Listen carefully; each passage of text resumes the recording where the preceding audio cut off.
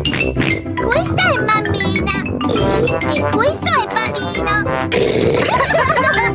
Peppa Pig.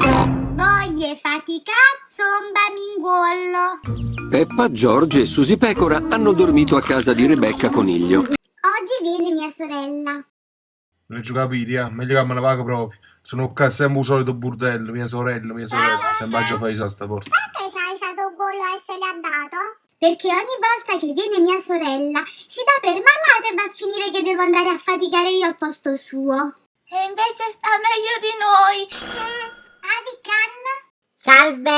È vero che sei malata? Sicuro? Sì, io oggi sono molto malata, perciò cara sorella devi andare a lavorare tu al posto mio, perché come sto a così caranter, ciao, vatten. Lo sapeva. Sto coso è scaduto. Ovvero fai? E che ne sacci io? Posso pagare senza soldi? Posso pagare per punto la benzina? Posso pagare per Che brucchio? bordello. Non ti preoccupare, faccio l'infermiera ma per finta. Poi mi chiusi ospedale, ma fatica a domicilio. Mi sembra da fare solo... Voglio farmi un bello cono gelato, Sì, a che gusto? Fragola, vaniglia, cacao, banana... No, a di una papaya. A papaya. Sì, birra stu proli, lì. Ti faccio vedere se fai un pagliaccio con la papaya, lì. E mo bevatelli. E state zitta la papaya.